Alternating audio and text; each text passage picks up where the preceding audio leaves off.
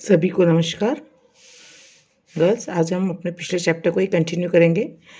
Last chapter में और last class में हमने डिस्पोजेबल ऑफ वेस्ट यानी कचरा और मल के निस्तारण के बारे में हमने जानकारी प्राप्त करी थी। आज हम उसी अध्याय को आगे बढ़ाएंगे। यहाँ पर मैं कुछ शौचालयों के सिर्फ आपको नाम बताऊंगी, क्योंकि जो उनकी टेक्निक्स है या जिन सिद्धांतों के ऊपर और जिस प्रक्रिया के ऊपर वे आधारित हैं वो अब प्रचलन में नहीं है। आजकल आधुनिक शौचालयों का निर्माण होने लगे हैं।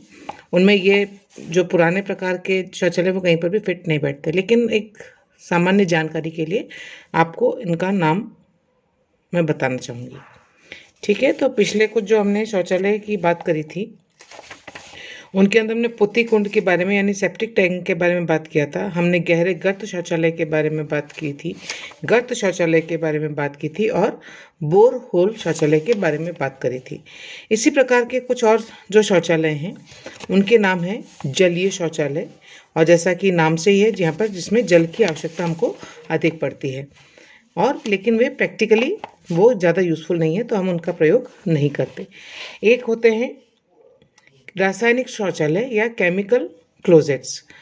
ये हमारे यहाँ पर प्रयुक्त नहीं होते, स्पेशली इन इंडियन कंडीशंस। इसमें जो एक धातु की टंकी होती है और उसमें विसंक्रमित घोल भरा रहता है। इस घोल में जनरली फॉर्मेल्डिहाइड और अमोनियम के जो यौगिक हैं उनका प्रयोग किया जाता है। इसके अतिरिक्त इसमें एक हानि रहित जल रंजक यानी वाटर डाई और दुर्गंधनाशक पदार्थ का प्रयोग भी किया जाता है। टंकी के कोने में सीट लगी होती है और इसके लिए टॉयलेट पेपर के अतिरिक्त अन्य किसी वस्तु का प्रयोग नहीं किया जाता, और इसको मल छिद्र द्वारा अंदर डाल दिया जाता है। जो टिश्यू पेपर यूज़ करते हैं, तो हमारे यहाँ पर क्योंकि जल का प्रयोग करते हैं हम शौच के बाद में धुलाई के लिए, लेकिन इनमें टिश्यू पेपर का उपयोग किया जाता है और ऊपर से पानी डाल दिया जाता है, तो ये रासायनिक शौचालय कहलाते हैं। जो और प्रकार के शौचालय हैं उनके बारे में, कुछ अस्थायी शौचालय होते हैं ना, टेम्परेरी लेट्रिन्स जिनको हम बोलते हैं, और जिसमें कुछ हैं के नाम मैं आपको बता देती हूँ, थोड़ी थोड़ी सी जानकारी मैं उसके बारे में बता देती हूँ। सबसे पहला है इसमें गहरे खड्डों का शौचालय जिसको हम बोलते हैं डीप ट्रेंच लेट्रिन्स। ये जो शिविर आदि होते हैं उनके अंदर इस प्रकार के शौचालयों का प्रयोग किया जाता है। इनमें क्या कहते हैं कि 6 से 8 फुट गहरी खड्डे या खाइयाँ खोद दी जाती है और इनकी चौड़ाई 30 से 35 इंच तक होती है, जिसमें दोनों तरफ सीट लगी होती है, और इन सीटों के लिए 30 फुट लंबी खाई की आवश्यकता रहती है। प्रत्येक छिद्र पर यानी पैरेलल इसके अंदर छिद्र बना दिए जाते हैं और प्रत्येक छिद्र पर लकड़ी की तख्ती का ढक्कन लगाया जाता है जिसको खोला और बंद किया जा सकता है। हर छेद के पास बाल्टी में बालू मिट्टी भरी रहती है और मल त्याग के पश्चात बाल्टी में से बालू मिट्टी से इस शौच को ढक दिया जाता है, और नीचे जो मल जो इकट्ठा होता जाता है उसमें अनॉक्सीय जैविक क्रिया लगातार चलती रहती है, और जब खाई जमीन की सतह से 2 फुट नीचे तक भर जाती है तब इसको बंद कर देते हैं और दूसरी खाई बना ली जाती है, और जो जिसमें जो खाई भर चुकी है उसको 6 महीने बाद खोल करके उसमें से जो भी पदार्थ निकलता है उसको हम खाद के रूप में उसका हम प्रयोग कर लेते हैं। ये थे आपके डीप ट्रेंच वाले यानी गहरे खड्डों वाले। एक होती है उथली खाई यानी शैलो ट्रेंचेस। इसको खोदने के लिए साधारण उपकरण ही पर्याप्त होते हैं क्योंकि इसकी गहराई 3 से 5 फुट और चौड़ाई 1 फुट ही होती है। 100 व्यक्तियों के लिए यानी 100 व्यक्तियों के लिए 12 फुट लंबी खाई पर्याप्त होती है।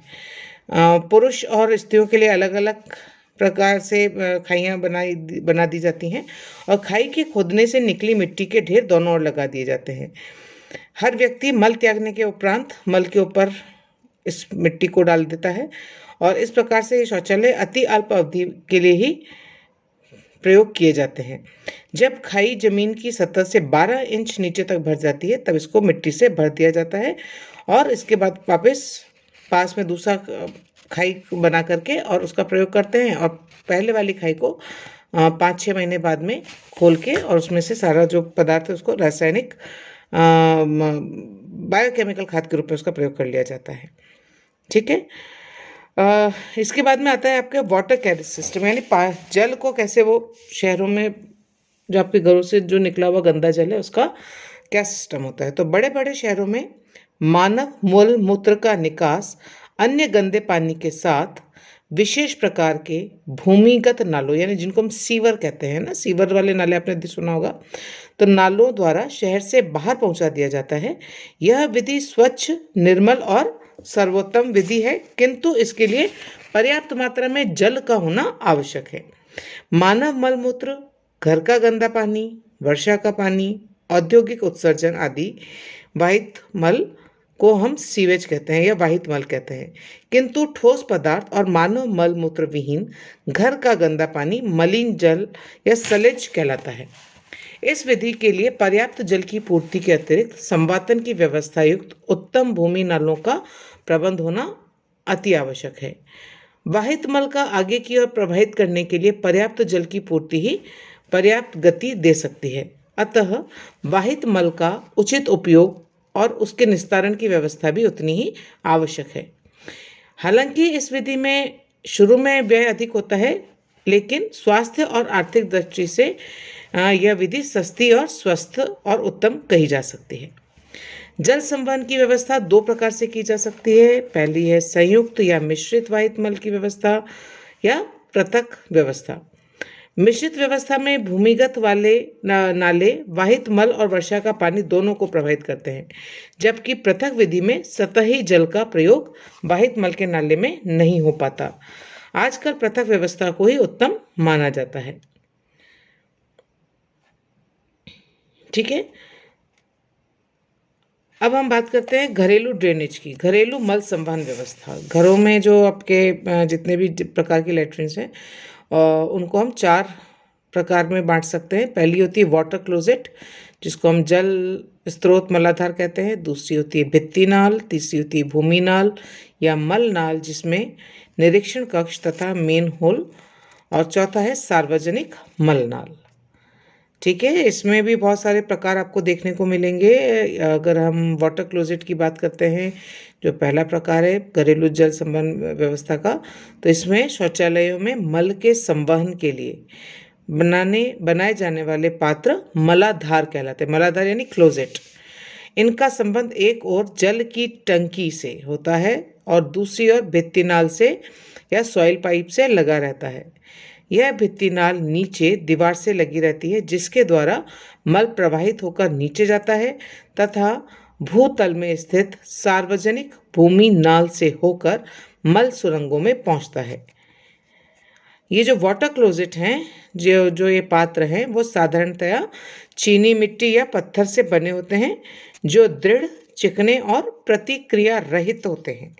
इनमें 2 इंच तक जल कुंजी तथा चारों तरफ जल प्रवाह के लिए छोटे छोटे छेद होते हैं। ट्रैप या वारक तथा पात्र एक ही साथ बने हुए होने चाहिए। वारक अंग्रेजी वर्ण यानी अंग्रेजी के अक्षर S या P आकार का हो सकता है। पात्र या कमोड की ऊंचाई 18 इंच से अधिक नहीं होनी चाहिए, अन्यथा बैठने में असुविधा होती है। शौचालयों में संवातक एक खिड़की भी स्वच्छ हवा आने के लिए रखी जानी चाहिए या रखी जाती है। और जल प्रवाह भी उत्तम क्षमता वाला होना चाहिए, जिससे कम पानी में अच्छी तरह से धुलाई हो सके। मलाधार या पात्र में 2 भाग होते हैं। एक पात्र जिसमें वारक हो तथा जल प्रवाह करने का यंत्र। मलाधार विभिन्न प्रकार के होते हैं और इनमें से जो कुछ प्रमुख हैं वो है पैन क्लोजेट। नाम बता रही हूँ सिर्फ, इनकी कार्यप्रणाली के बारे में आपको बहुत ज़्यादा जानने की जरूरत नहीं है। पैन क्लोजेट होते हैं, एक वेल्व क्लोजेट होते हैं और एक लॉन्ग हॉपर क्लोजेट होते हैं। एक साइफोनिक क्लोजेट होते हैं और ये जो साइफोनिक क्लोजेट है यही हमारे घरों में ज़्यादातर काम आते हैं आज के ज़माने में। ठीक है, जिसमें फ्लश का सिस्टम होता है और साइफन होता है। तो साइफन के माध्यम से पानी या मल जो है वो गटर की तरफ चला जाता है और कुछ साफ पानी आपको साइफन में भरा हुआ दिखता है, और जिसकी वजह से वहाँ पर आपको ना तो गंदगी दिखती है और ना ही आपको कोई दुर्गंध आती है। इसके अलावा लघु निष्कासक पात्र होता है, जिसको हम शॉर्ट हॉपर क्लोजेट कहते हैं। इसी प्रकार से modified Indian type of closets होते हैं, जो कि हम इंडियन स्टाइल के होते हैं, जिसमें जो कमोड है वो ज़मीन में लगा हुआ रहता है और उसी पे कमोड के दोनों तरफ 1-1 इंच की ऊंचाई पर हम सीट बना देते हैं। सीट मीन्स जहाँ पर हम पाँव रख सकें। तो ये जो इंडियन स्टाइल के जो शौचालय होते हैं उनकी यहाँ पर हम बात कर रहे हैं। और जो वेस्टर्न यूनानी है, ये यूनानी का जिसको हम बोलते हैं कि यूरोपियन है, उसके अंदर आपके वो ज़मीन से 18 इंच की ऊंचाई तक रहते हैं। पानी की व्यवस्था दोनों के अंदर साइफन के माध्यम से की जा सकती है। एक होते हैं ट्रफ क्लोजेट या द्रोणाकार मलाधार भी बोलते हैं, और इनका भी प्रचलन आपको बहुत ज़्यादा देखने में को नहीं मिलेगा। इन कमोड के साथ साथ में सॉइल पाइप लगा रहता है, और सॉइल पाइप का क्या कार्य है कि यह मल को वारक से भूमिगत नाल तक ले जाता है। इसका आकार गोल होता है तथा यह लोहे या इस्पात का बना होता है।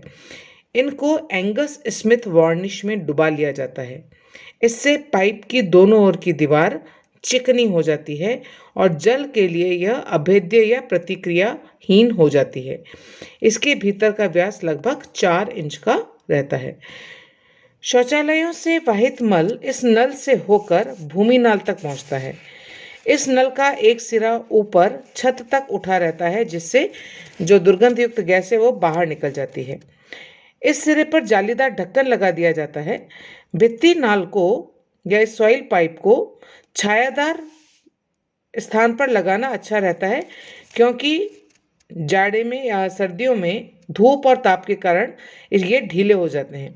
यदि इसको छायादार स्थान पर लगाना संभव न हो तो लकड़ी के तख्तों का एक बॉक्स बनाकर उसको ढक सकते हैं। जोड़ों का अभेद्य बना रहना आवश्यक है। जब मकान में कई मंजिलें होती हैं तब यह खंडों के शौचालयों को एक भित्ति नाल से ही जोड़ दिया जाता है, लेकिन इस व्यवस्था में यह खतरा रहता है कि साइफन की क्रिया से निचली मंजिल का मल और पानी ऊपर वायु के साथ खिंच जाता है।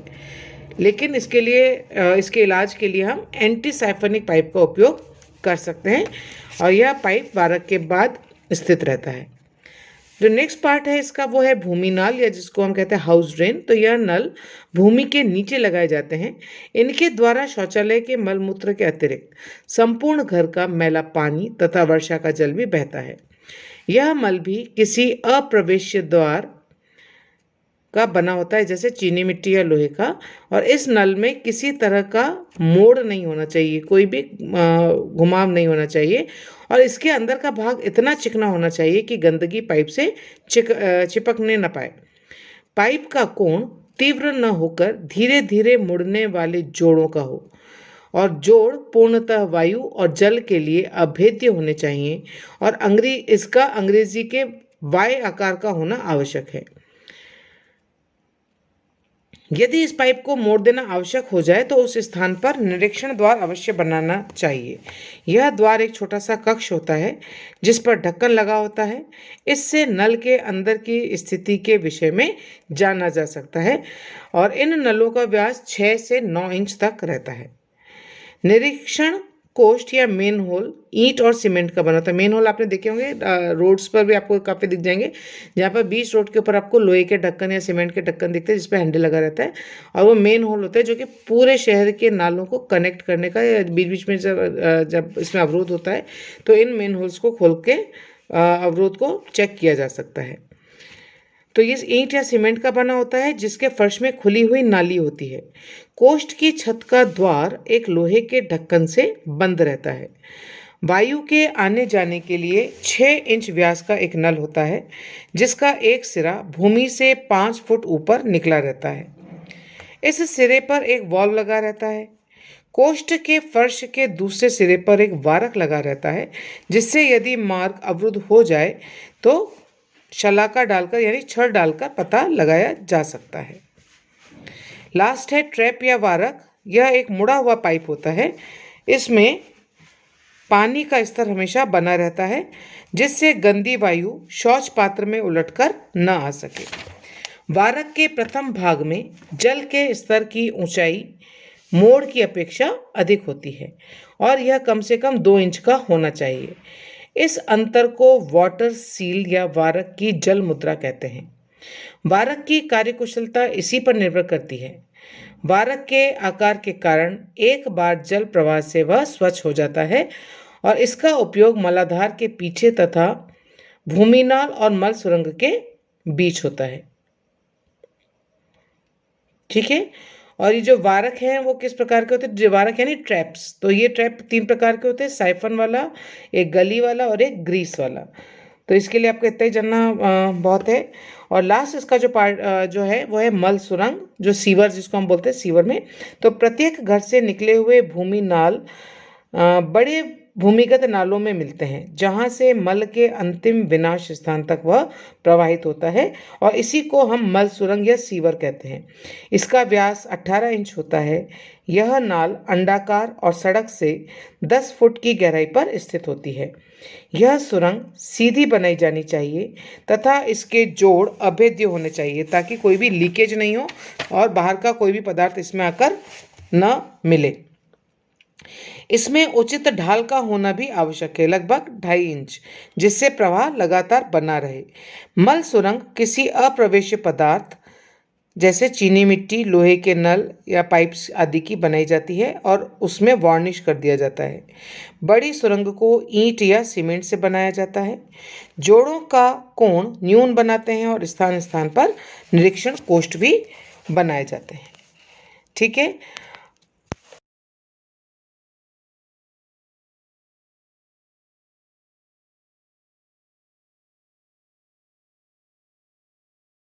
सकते हैं तो 3 तरीके हैं, जिसमें सबसे पहला है तनुकरण या डाइल्यूशन। तो डाइल्यूशन के लिए इसमें हम मल को ये जो नाले होते हैं जिनका सीवर का जो है पूरा ड्रेन है वो हम समुद्रों में छोड़ देते हैं जो कि शहर से दूर बसे हुए होते हैं और वहाँ पर ये इतनी बड़ी मात्रा में जल में मिल जाते हैं कि उसका कोई विशेष हानिकारक प्रभाव उनके ऊपर आपको नहीं दिखता।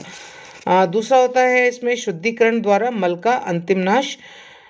इसके अंदर 3 प्रकार हैं वापस। एक है भूमि पर फैलाकर, इसमें मल को भूमि पर फैला दिया जाता है और कुछ जीवाणु उसके ऊपर छोड़ देते हैं। इसी प्रकार से दूसरा है रासायनिक पदार्थों द्वारा और तीसरा है जीवाणुवीय विधि द्वारा, जिसमें पुत्ती कुंड, सक्रिय अवमल प्रक्रिया और ऑक्सीकरण कुंड इसके जो प्रमुख प्रकार हैं। तो इनके बारे में बस इतना ही जानना आपके लिए बहुत है। ये तरीके हैं कुछ जिसके माध्यम से हम जितना भी वेस्ट है उसको